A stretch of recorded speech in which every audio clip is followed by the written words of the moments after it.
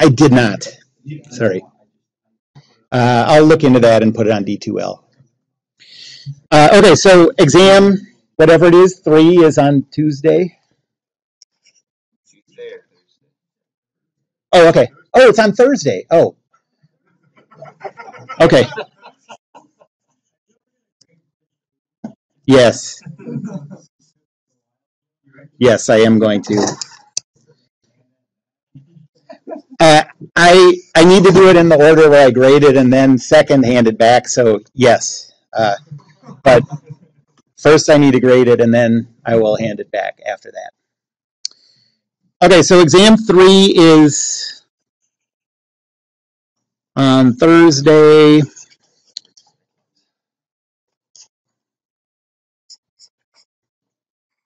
Okay, and I guess the topics will be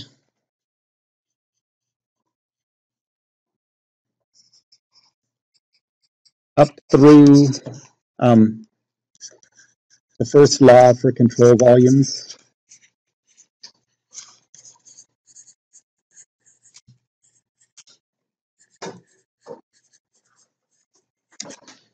So I'll give you one more set of problems related to that.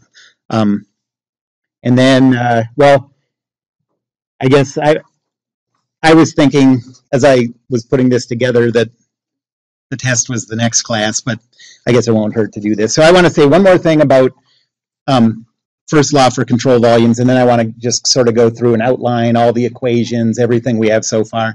Remember, these tests are cumulative, so yeah.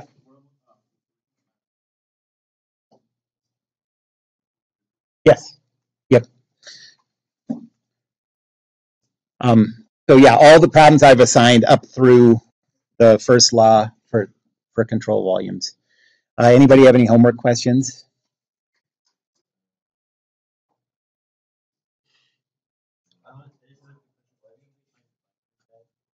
Oh, yeah.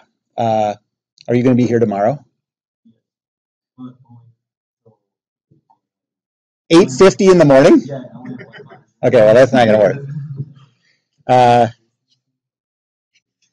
Shoot. Well, why don't I just give you your binder back and I'll look back over it another time, okay?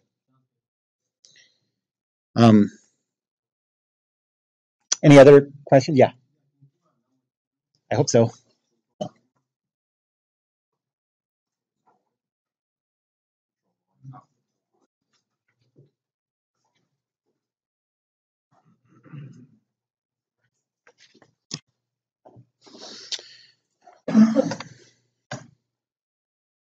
Okay, so first law for control volumes.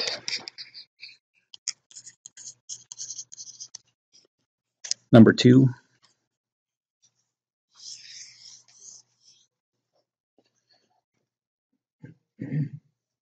So steam enters an insulated nozzle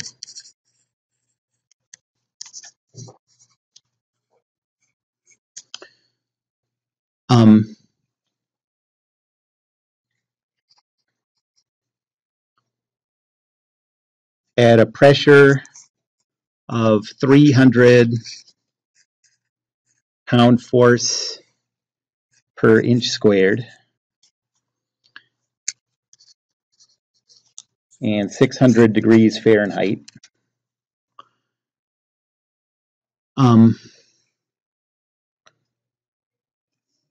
So that's T1. And a velocity of 100 feet per second.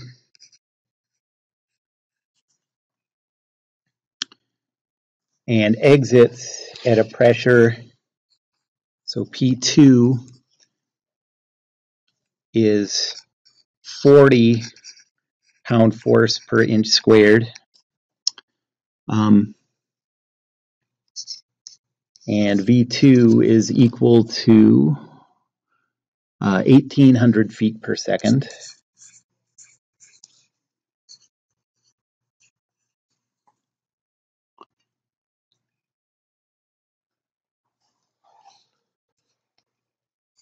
And we want to know the exit temperature.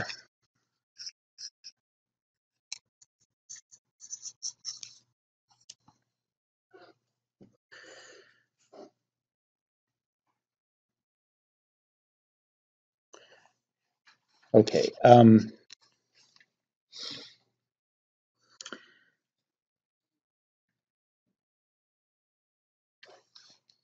So for a nozzle or diffuser, so if we start with this equation,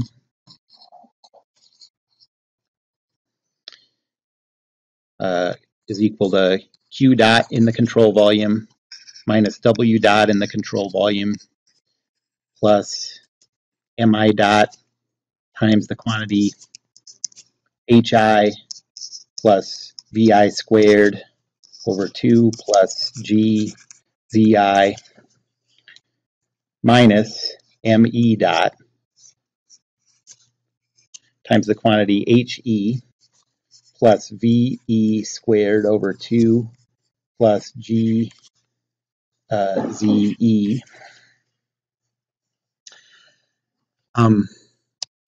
The control volume doesn't do any work, so that goes away. It's insulated, yep. It's steady state, so this goes away. The height doesn't change, so this goes away. And we're left with, oh, and MI dot and ME dot are the same. And so we're left with 0 is equal to MI times the quantity HI minus HE, that's dot, plus ME dot, oh, these are the same,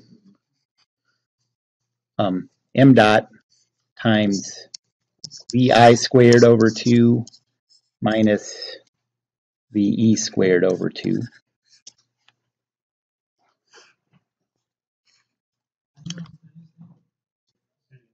These are always steady state nozzles and diffusers.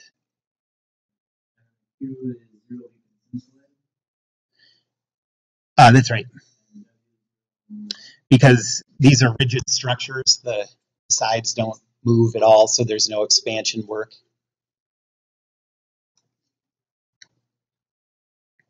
And so the M dots cancel out, and we just get that, I guess you could think of it as HI plus VI squared over 2 is equal to HE plus VE squared over 2.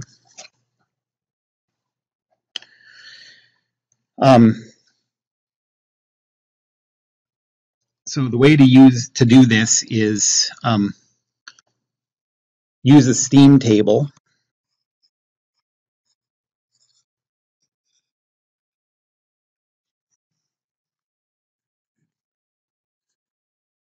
At P1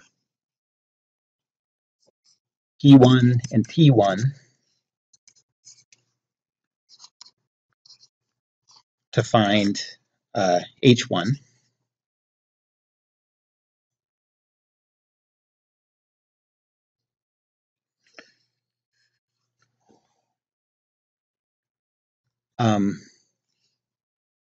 So that's the first step. The second step is use the nozzle and diffuser equation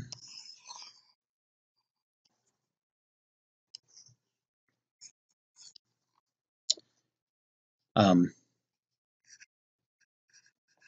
find the enthalpy at the exit. Because you know enthalpy at the start, speed at the start, and speed at the exit, so you can do that. And then the last step is use, what do we know at the end? The pressure.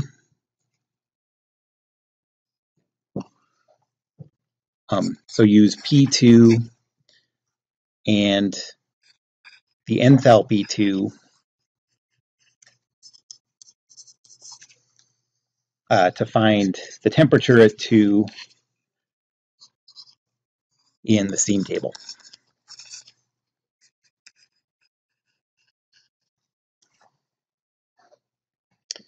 I don't have those tables in front of me, but that's the approach.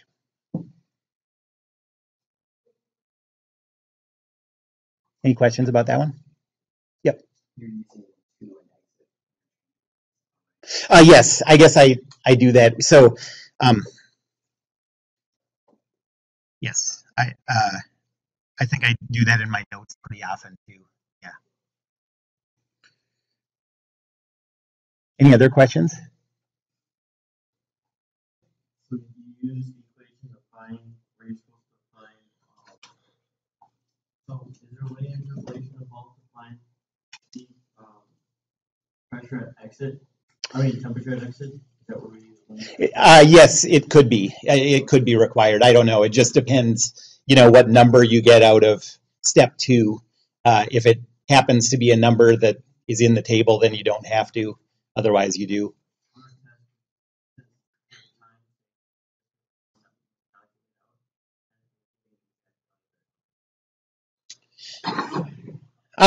Well, I mean, I guess linear interpolation could be on the test, so I might make you do that, but I don't know. Yes, I guess you should be ready to do that, and this depends on 2 variables, the pressure and the enthalpy. And so it's possible that you would have to do a 2-dimensional linear interpolation on those to find the temperature. Any other questions? Homework questions?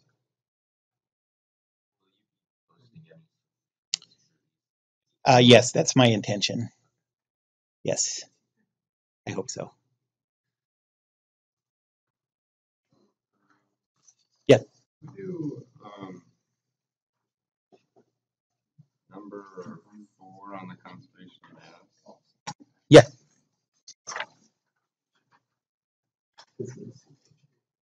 Pull these problems out of the book. Yeah. Yeah.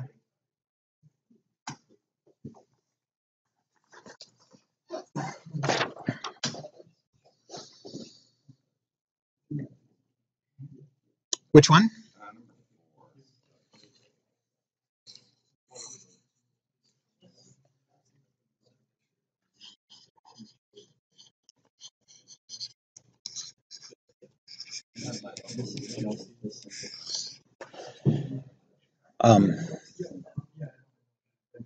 Yeah, I bet 75% of these are from the book, and the other ones I make up. But it might have answers. I don't think it has solutions. Actually, I don't even think it has answers. I don't think so.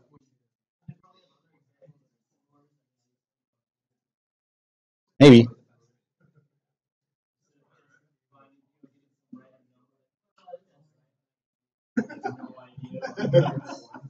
Well, that's kind of what I'm trying to do when I do example problems in class.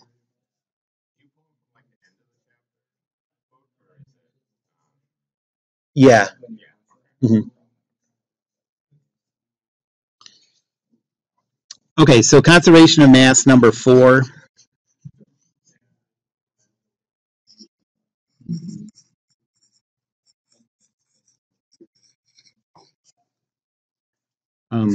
So a cylindrical tank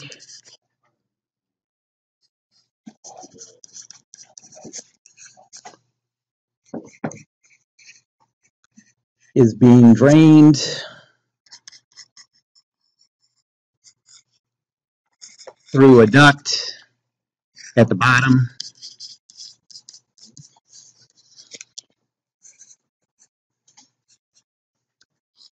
With a cross-sectional area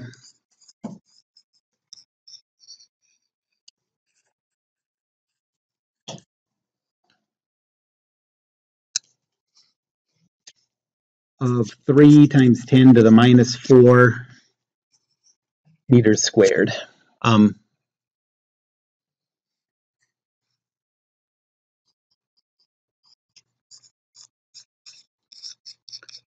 The velocity of the water at the exit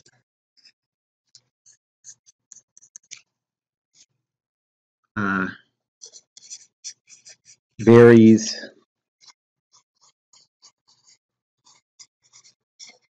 according to 2gz square root.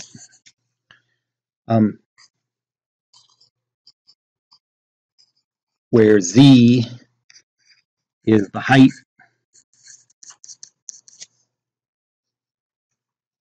of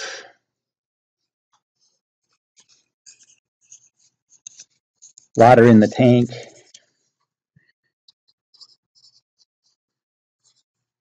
in meters.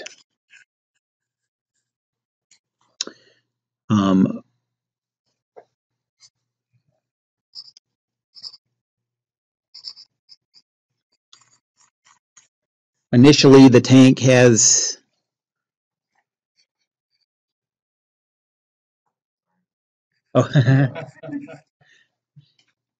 initially the tank has 2,500 kilograms of water. In it, the density we'll use 1,000 kilograms per meter cubed. How much time goes by, how long, until there's 900 kilograms in the tank.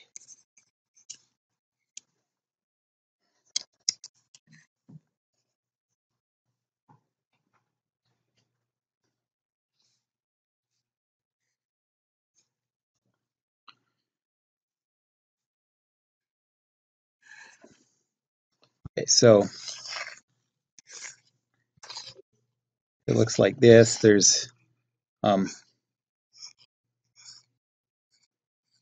water coming out there.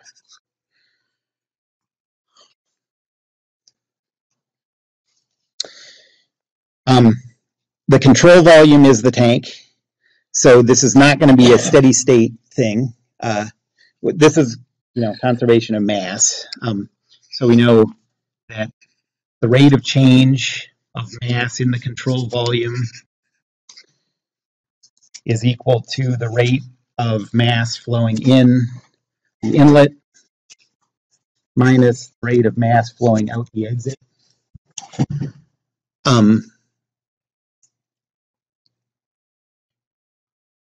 And there's no inlet in this, so that goes to 0.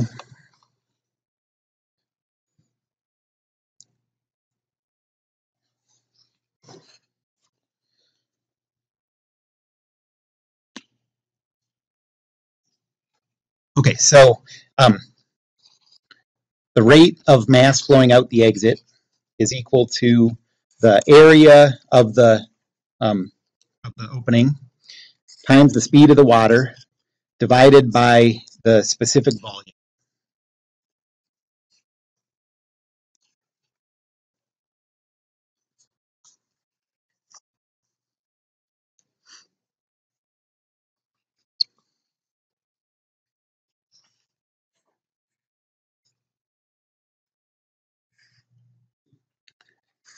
So 3 times 10 to the minus 4 is the cross-sectional area. The speed of the water coming out is the square root of 2g times the height.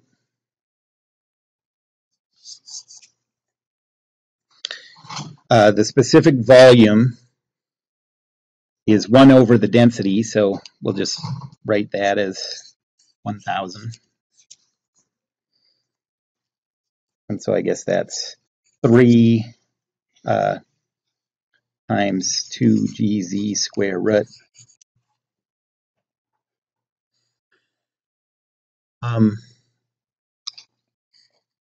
Initially,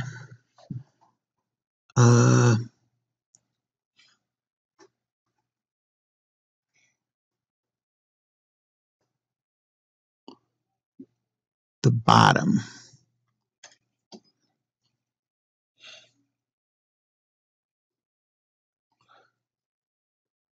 This needs to have a radius of the cylinder, doesn't it? Is that the problem you ran into? Because we need a way to relate the amount of liquid in there to the height. So if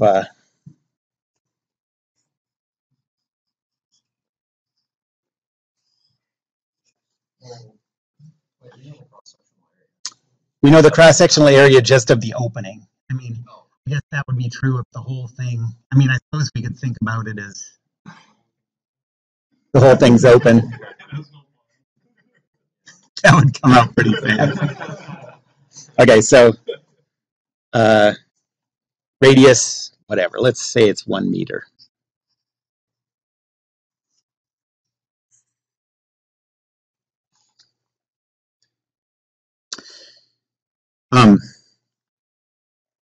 So the mass in the tank, let's call it the mass in the control volume, is equal to pi, that's the cross-sectional area, times z. And then times the density of water, right? This is the volume.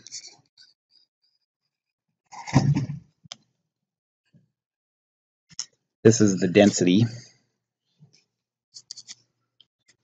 So we have 1,000 times pi times z.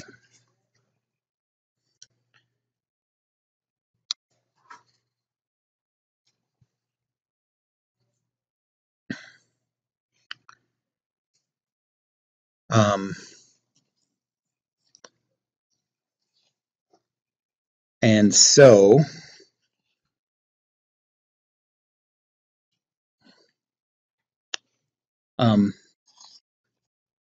dm in the control volume, dt, is equal to 1,000 pi times v dot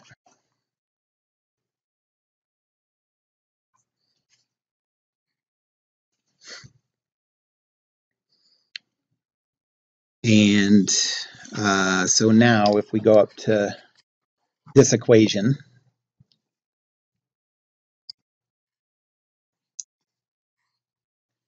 we have 1,000 pi times z dot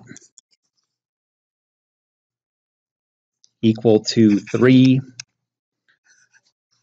times the square root of 2gz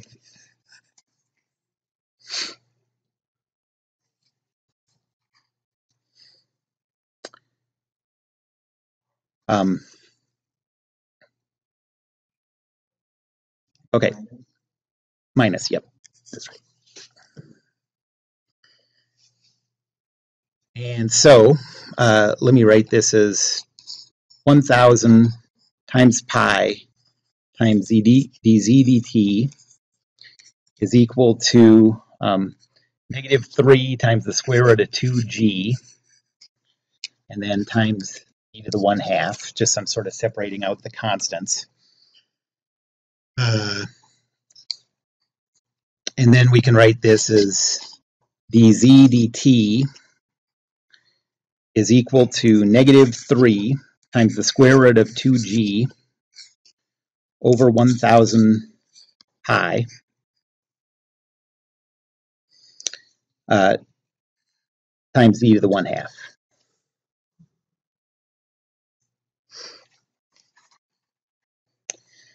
And now we can solve this by separation of variables. So z to the negative 1/2 dz is equal to this big constant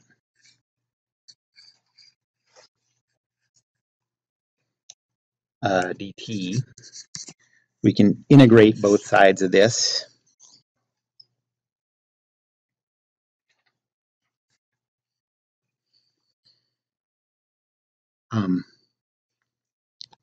So we get z to the 1/2 divided by 2 is equal to -3 times the square root of 2g over 1,000 pi times t plus a constant.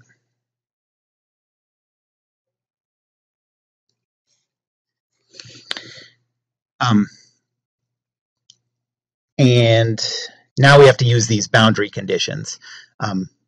Well, we know that, so now we're going to use the beginning and ending masses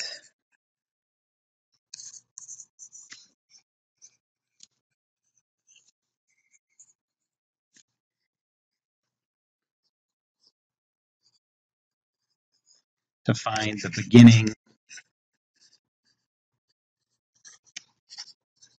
and ending heights.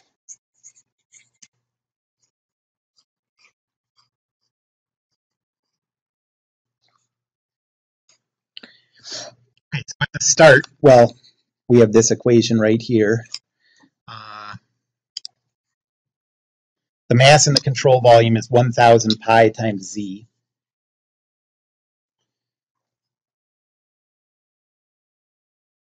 So z is equal to the mass divided by 1,000 pi.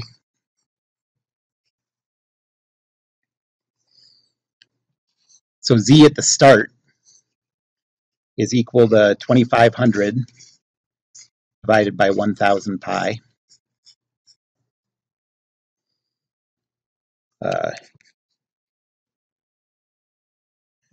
Yeah. I don't know. Because the mass of the exit had rho in it, and the mass of the equation you got where it was just from taking the derivative of the mass in the tank using 1,000 pi z dot. The 1,000 canceled out here from the cross-sectional area, that tiny little cross-sectional area. Oh, okay. So I combined. I think that was a power of 10 though. Oh, I see. Got it. So this should be, what, 3 times 10 to the -1, or, and write it as over 10. Over 10. This should be 10,000.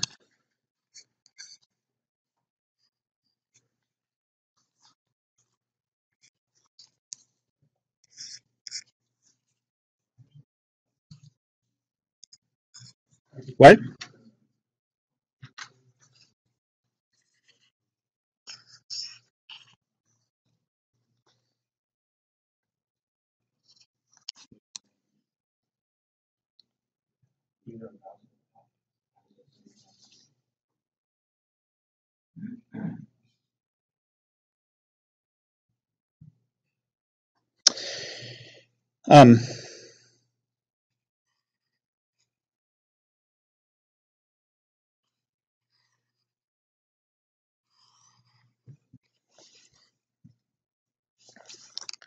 So this is equal to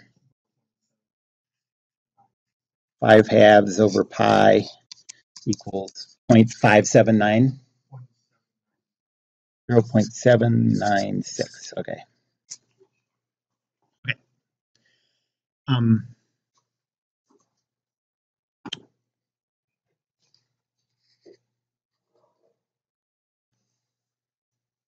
And so we know that for our first boundary condition, we know that at time equals 0, Z is equal to 0.796. So we can use that in this equation to find C.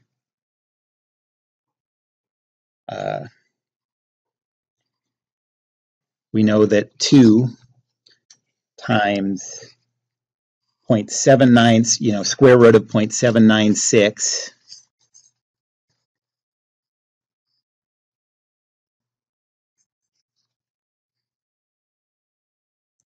is equal to 0 plus C.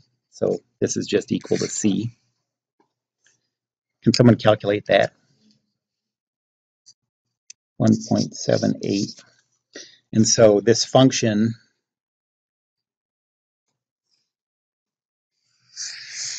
that we got, or this relationship between Z and T,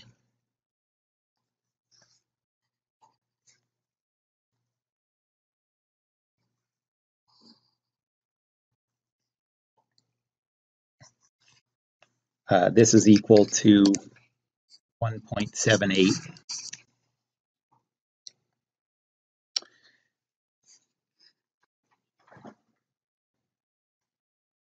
And now we just want to solve for T. So what we're looking for is for when there's 900 kilograms of water in the tank. So if the mass is equal to 900, I had this expression up here. So Z is equal to mass over 1,000 pi.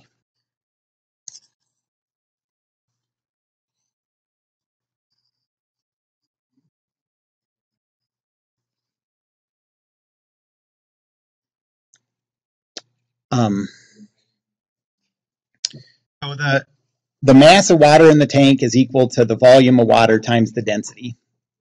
So the mass is equal to 1,000 pi times Z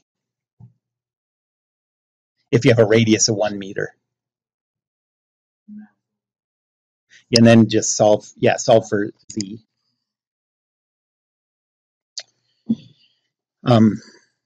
So this is 900. So this is Z, let's call it Z2 at the final thing we want is the mass divided by 900 divided by 1,000 pi. Can someone give me that as a decimal? 0.23787.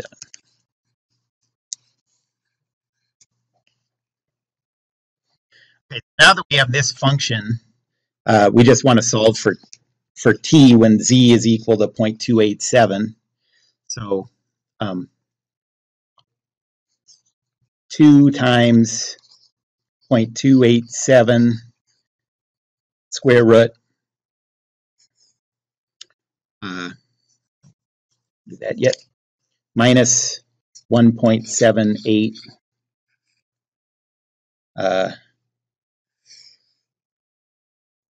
times 1,000 pi, I'm just dividing to separate out the T, divided by -3 times, this is 10,000. 3 times square root of 2g. And that's equal to T, and so hopefully that'll give you a positive time that lets you know how long it'll take.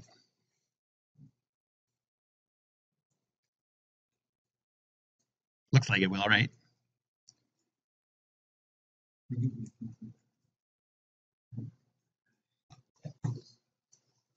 So what's the time you get?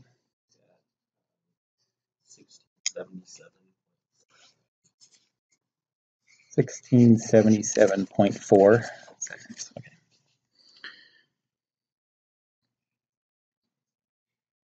Any other questions about any of the steps in there?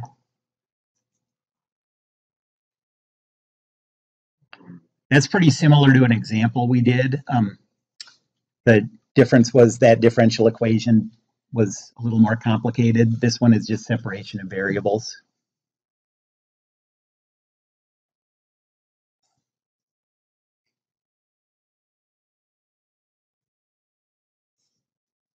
Any other homework questions?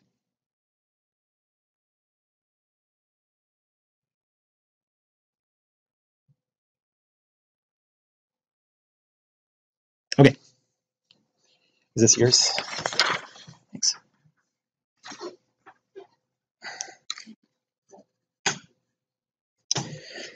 Okay, well, the last thing, I'm not going to do any example problems with this, but it's something that it'll work into problems later in the class. So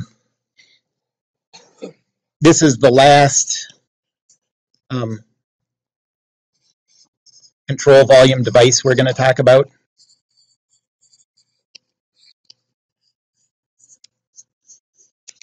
Heat exchangers.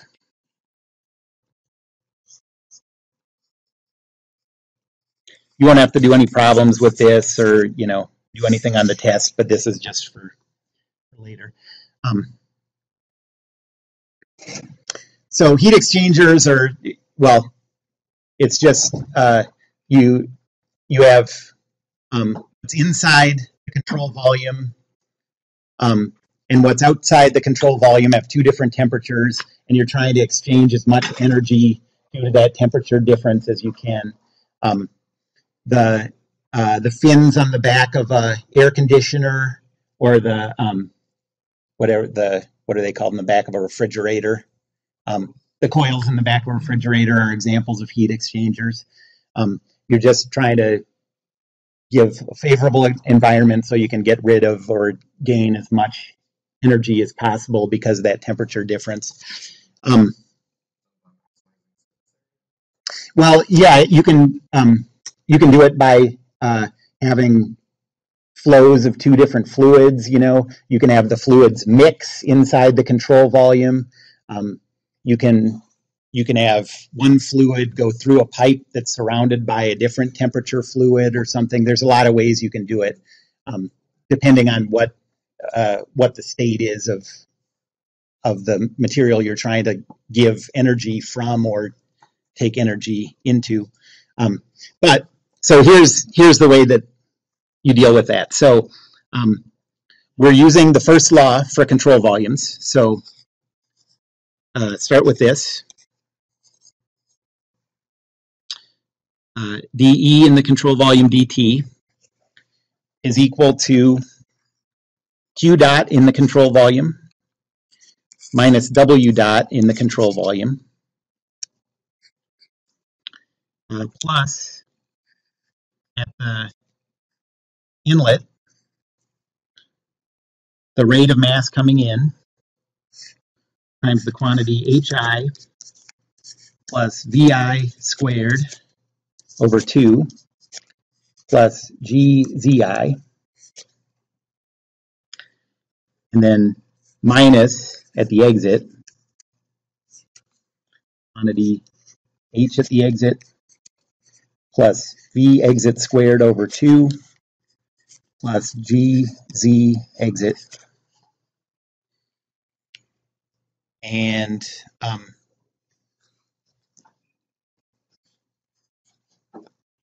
it's steady state.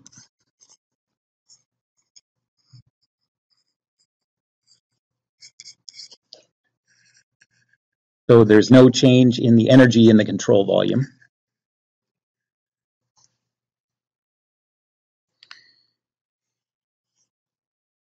The volume doesn't expand or contract. I'll say, fixed volume walls. And so there's no work done by the control volume. That would be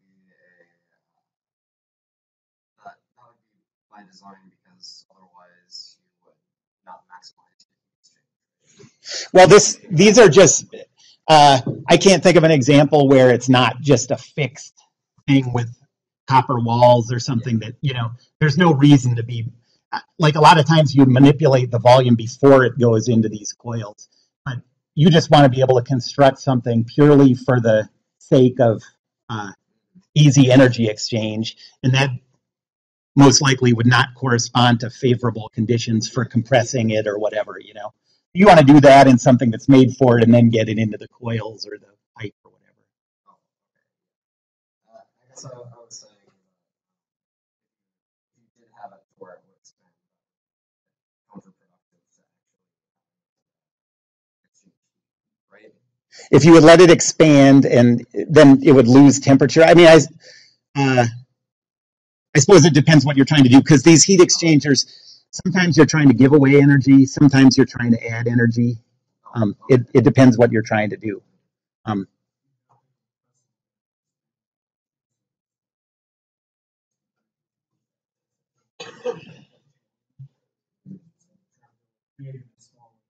Yeah, I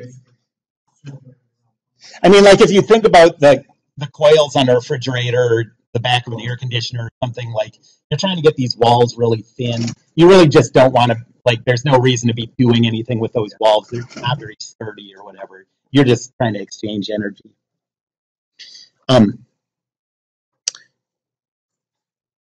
There's no significant potential energy or kinetic energy contribution to this.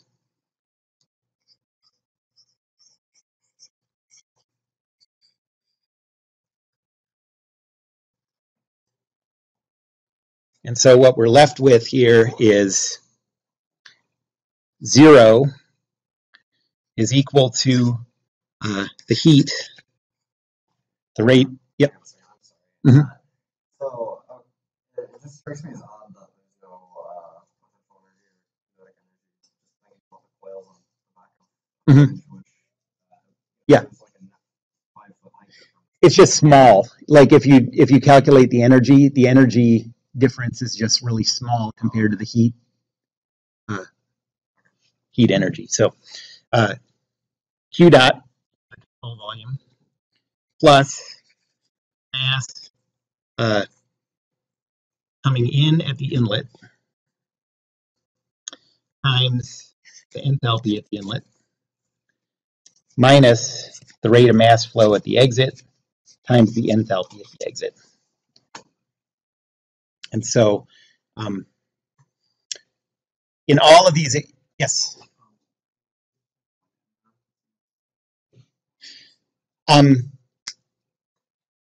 You can have, if it's in steady state,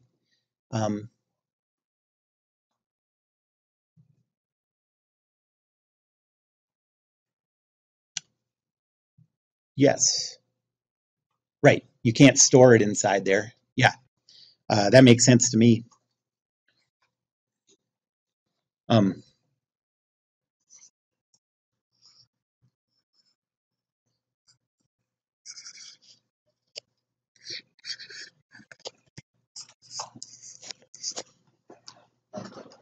So basically, in every one of these devices that we've talked about, you're exchanging energy due to enthalpy with some other type of energy. Here you're exchanging enthalpy with heat.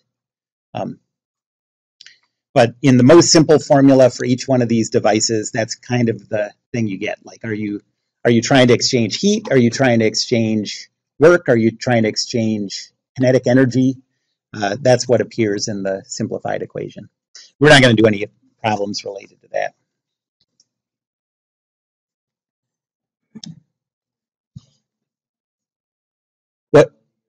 Well, I mean, I think they're all about that simple, aren't they? For these devices, it's just pretty much enthalpy and one other thing. Okay, so let's go through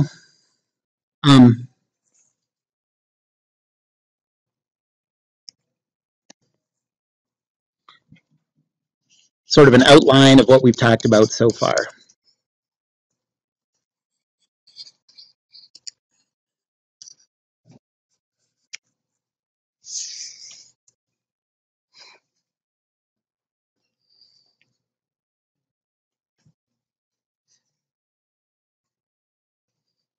So first we did this sort of introduction thing.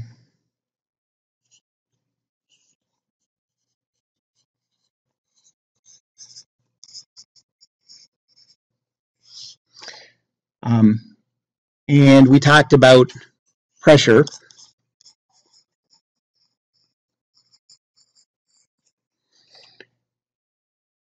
And the equation that we talked about with pressure was P is equal to some P1 plus rho GH. For this to hold, it has to be a continuous fluid.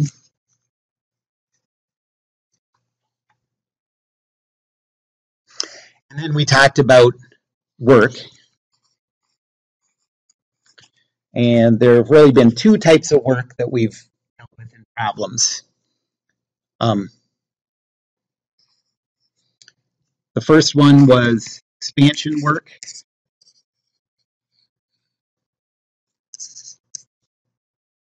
And that's equal to the integral from state 1 to state 2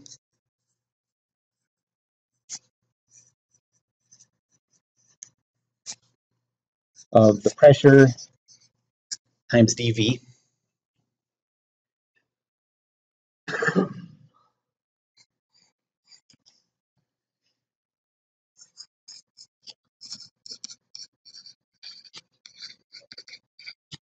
And then the second one is for rotating shaft. The rate of work done is equal to the moment, the torque, times the angular velocity. And you can rewrite that as the torque times d theta dt. That's what omega is defined as. And so with that definition, you can write work over an interval as the integral from state 1 to state 2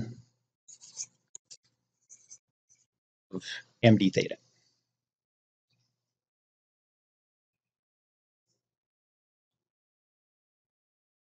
Any questions about any of those?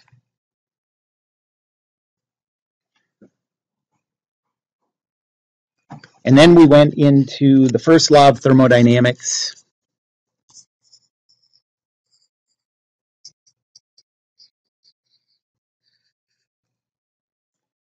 For closed systems.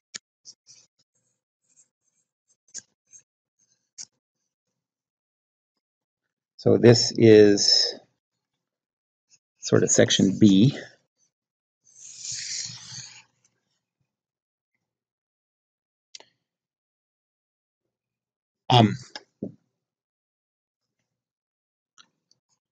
So first we had the equation. The change in energy is equal to the heat that's added to the system minus the work done by the system. So Q is energy added to the system. W is work done by the system.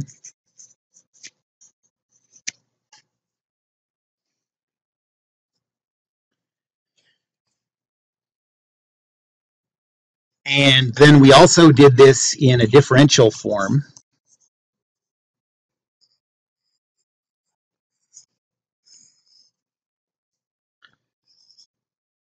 So the change in the energy in the system is equal to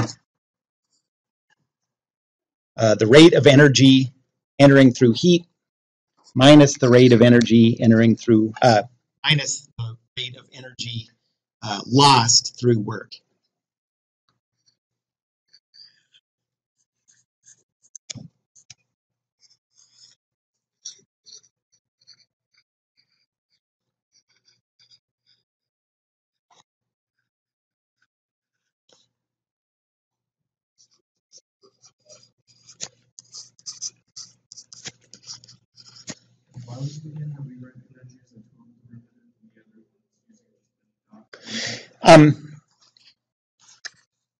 The reason, and this sort of holds through all the equations, I guess we've only seen it in the different forms of the first law of thermodynamics. But the one that we write dE dt, that's because that represents a change in a set of properties.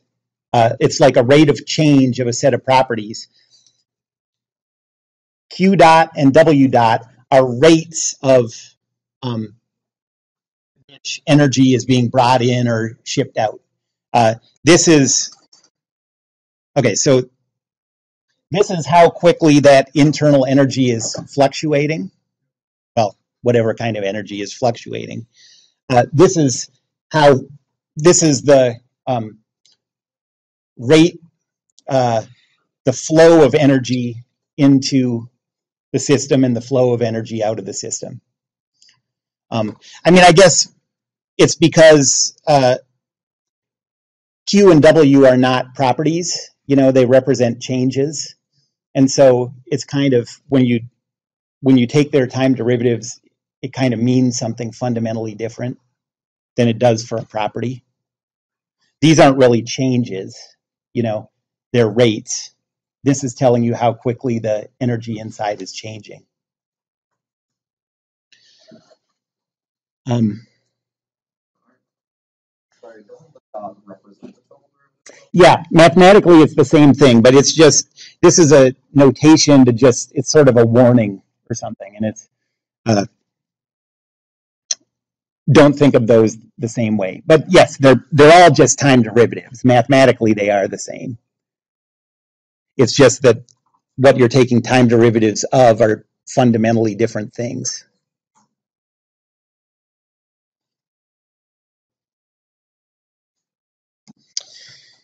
Okay, and from the differential form of the first law, we know that if it's steady state,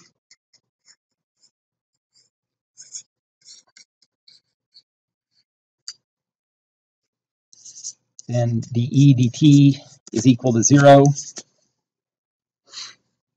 And so this equation just gives you 0 is equal to Q dot minus W dot.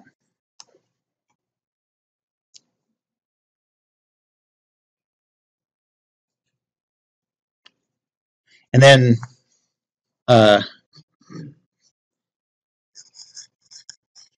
related to steady state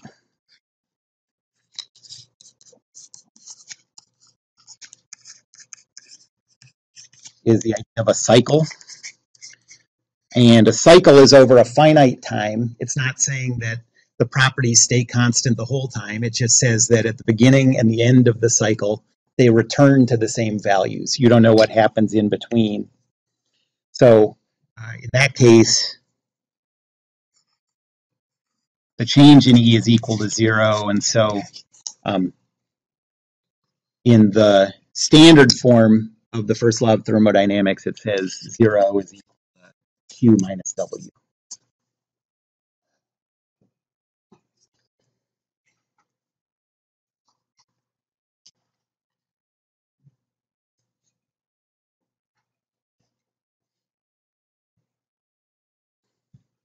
And then the third thing we talked about was heat.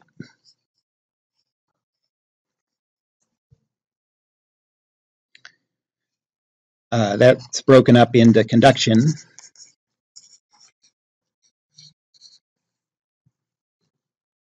Question? Oh, I was just thinking also the dot versus Mhm. Yeah.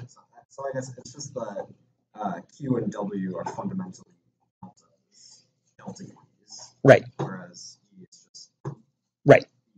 Yeah. So a sum of deltas is itself delta. Mm-hmm. And that's Yeah, Q and W don't mean anything unless you're talking about a flow. And so mathematically that doesn't mean anything, but that's the way that they choose to they think of one as how things are fluctuating over time and think of the other two as flows at a single instant. Okay, so conduction is Phase law.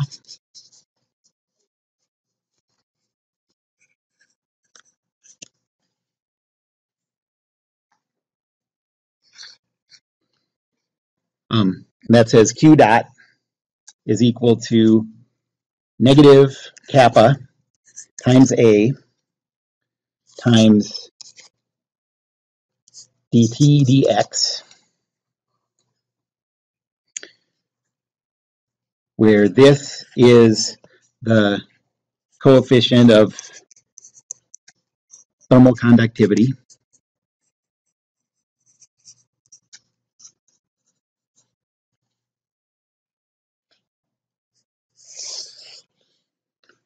A is the cross-sectional area that the heat has to travel through.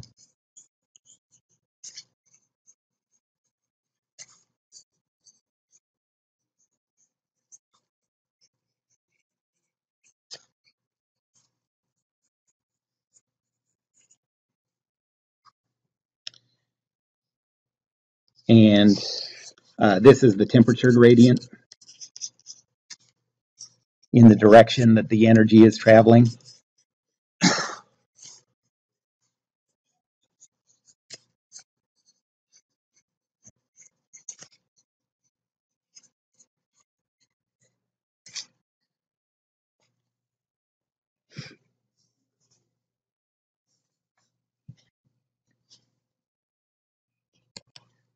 And then second, we had radiation.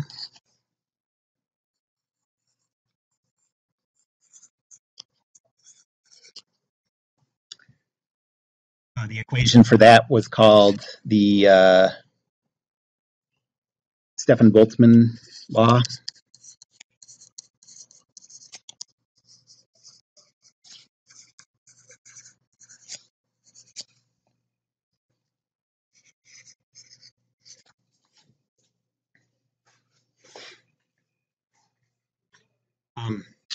And there are two forms of that. So the first one, the rate of heat emitted by a body. This emission happens for any body above absolute zero, is equal to epsilon times sigma times A temperature to the fourth.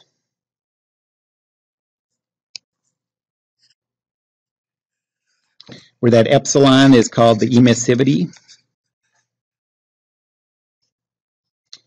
Sigma is the same constant all the time. That's the Stefan-Boltzmann constant.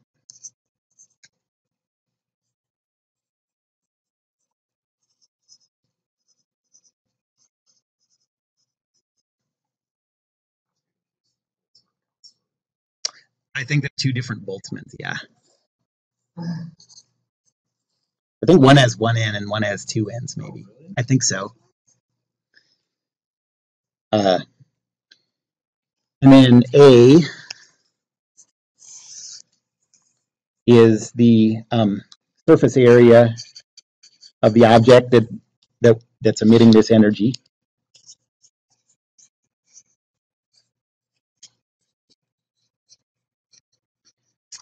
And then temperature, T is temperature. That has to be in an absolute temperature scale. So you can't use Fahrenheit or Celsius. Mm-hmm. You have us for homework doing heat 2 second heat problem on multiple occasions. Not like, oh, really? We did it the first time, then you did it again. Oh, really? And you did it a third time. The third time was just redoing it, you mean? Or it's in 3 sets? It's in 3 sets. Oh, that's weird. Okay. That's an accident. And then this one, so this is the emission, the rate of emission of energy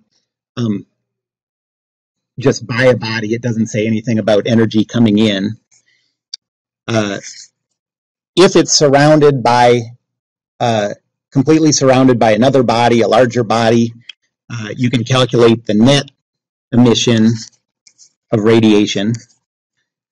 And that's equal to epsilon sigma A times the quantity temperature of the body to the fourth minus the temperature of the surrounding to the fourth.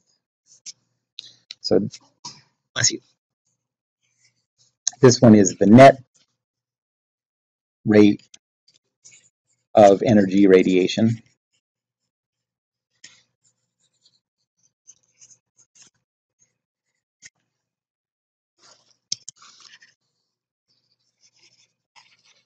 And emissivity is closer to 1 for black body. That's right. Black body is 1. Yeah.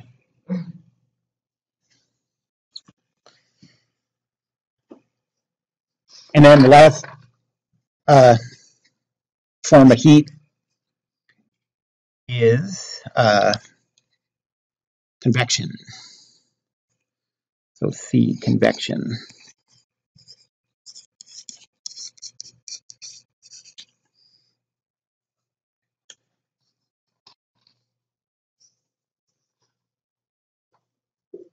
And the equation for this says the rate of heat emitted is equal to this constant H times A times the quantity temperature of the body minus temperature of the fluid.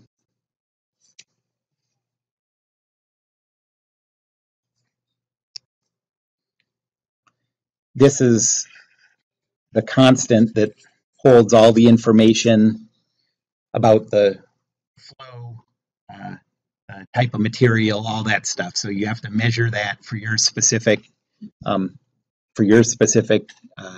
setup. And then A is the surface area of the body that's exposed to that fluid flow.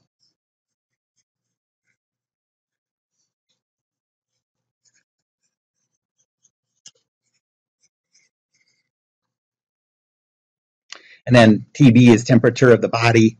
TF is temperature of the flow of the fluid.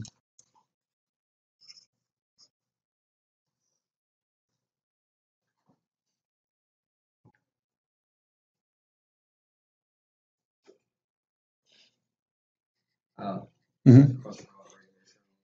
What was the one for in the I don't know. thing come from? Yes. Yeah. Probably really complicated. Yeah, I'm sure it's very complicated. Yeah, it's. I mean, Stefan. It all goes back to that, to the black body radiation problem. That was one of the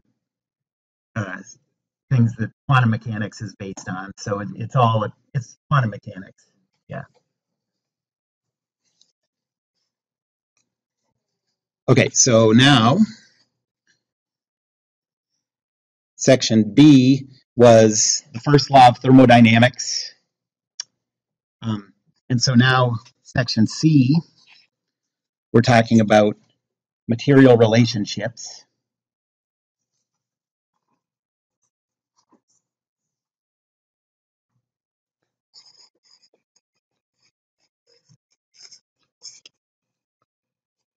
Or I guess material property relationships.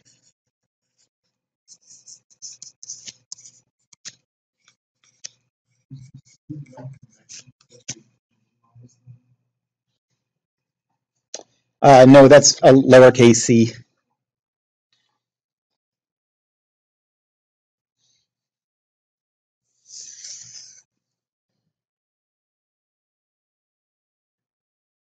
And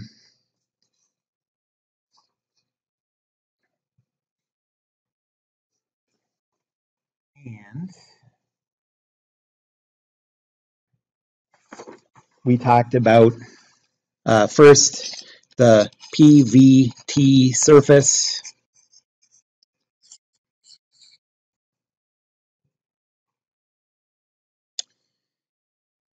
And then as subcategories, the projections of that.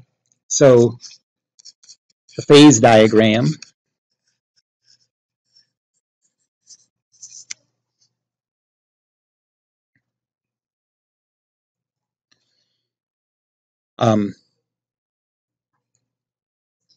And this is pressure versus temperature.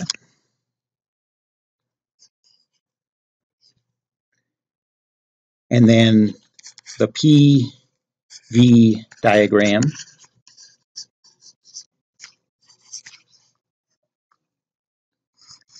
And then the TV diagram.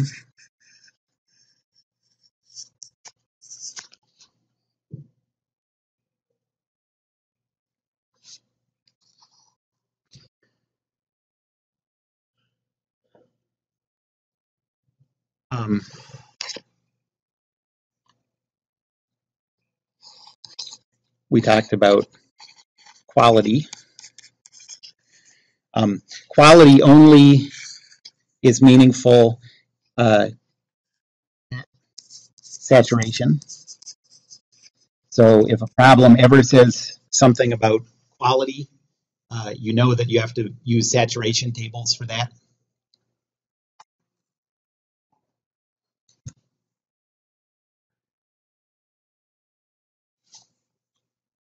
So this is defined as the mass in the vapor state divided by the total mass.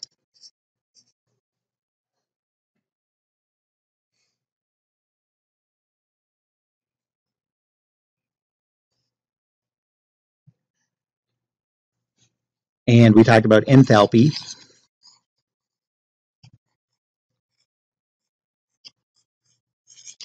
Enthalpy is a property, so you can look it up in a table the same way you can look up internal energy.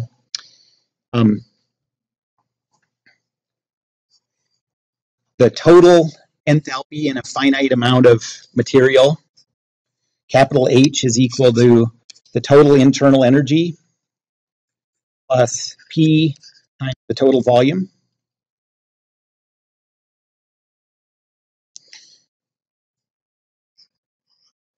The specific enthalpy on a per mass basis is equal to the specific internal energy plus P times the specific volume.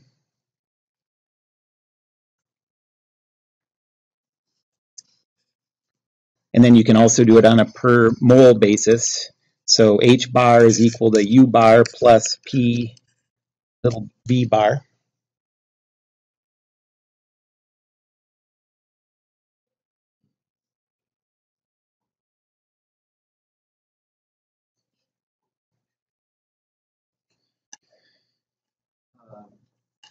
Why is enthalpy the measure of energy? That's usually the first introduced when you're talking about chemical reactions. Chemical reactions? Yeah. Just curious. I don't know. I don't know why that would be. Okay. Can you give me an example? Well, you talk about the total enthalpy of reaction and specific enthalpy is just it's one of the top topics you cover in history, but it's really the only measure of energy that's used throughout the course. I guess maybe when you do chemical reactions, there are big changes in pressure and specific volume, right? So maybe the energy that comes about from making space for itself is important or something, I suppose. 4, we talked about specific heats.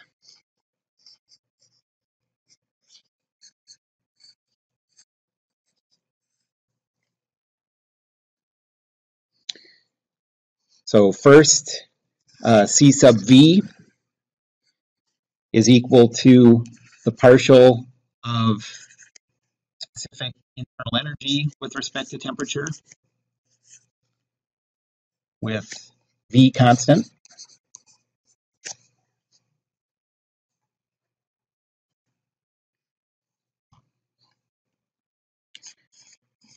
And then the constant pressure specific volume, Cp, is equal to the partial of H with respect to temperature, holding P constant.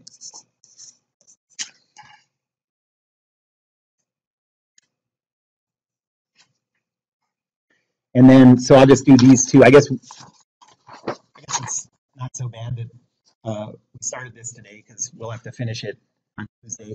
But the last two things in this category are two models, simplified models.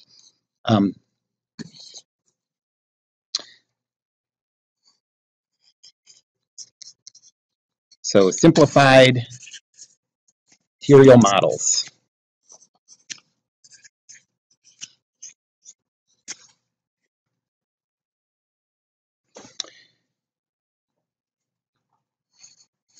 The first one is incompressible materials.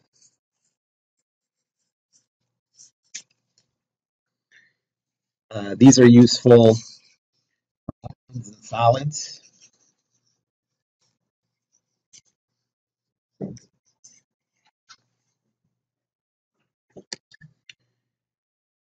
And the requirements or the assumptions that you make if you assume something's incompressible are, first, the internal energy is only a function of temperature.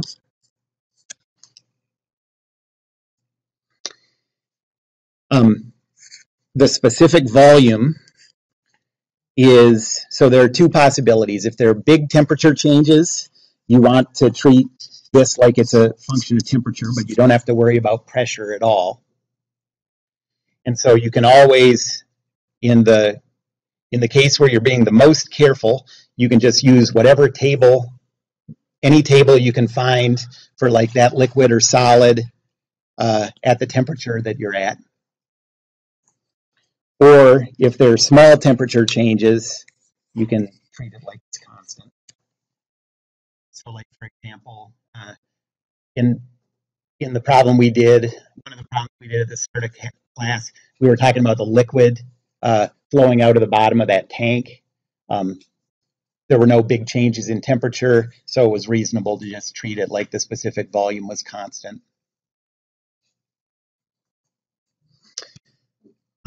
And then the last assumption is that CV is the same thing as CP, so we'll just call that the specific heat, and that's just equal to the total derivative of the internal energy with respect to the temperature.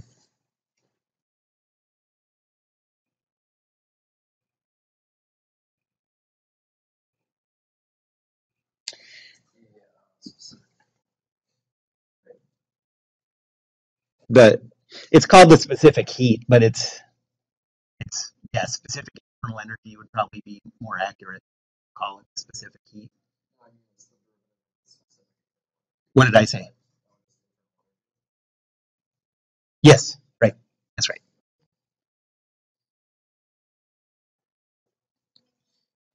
And then the other one is the ideal gas model. Obviously, that's just for gases.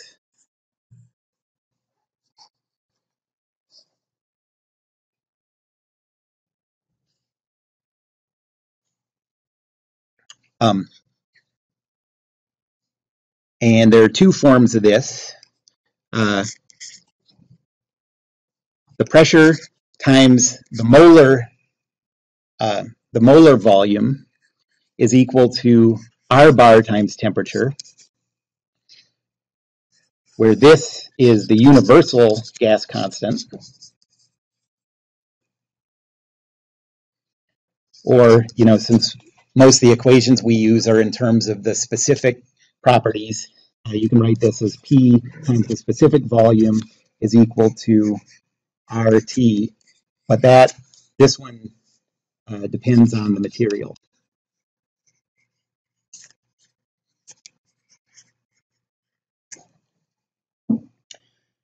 And then there are two other assumptions. The specific internal energy, again, is just a function of temperature. And the specific enthalpy is equal to the specific internal energy plus RT. This R, again, is the one that depends on the material.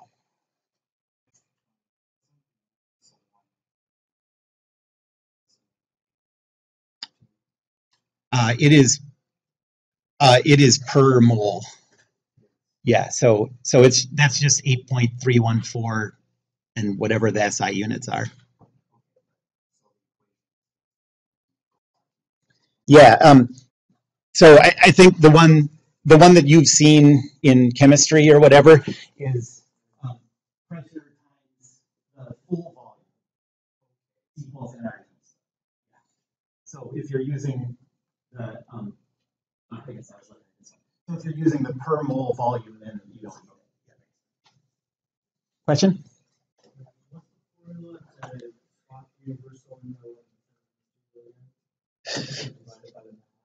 Yeah, I think it's just this R bar divided by the molar mass.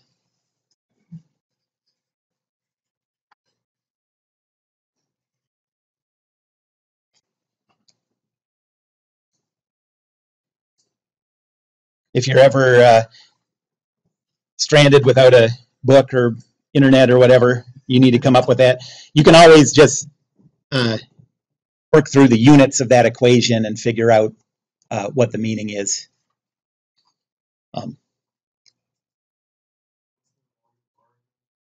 8.314 something something over something something.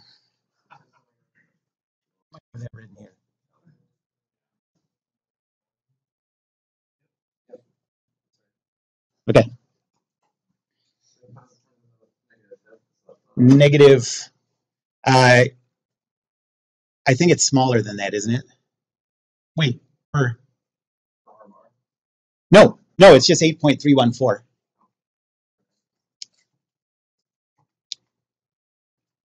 Okay, that's all. So we'll finish this on Tuesday.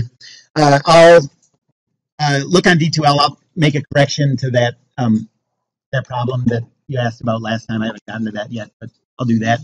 Try to get solutions up. Yep. And then I'll talk to you tomorrow. Right? Yes. No, I'll be here. Yep. Okay. Yeah, right.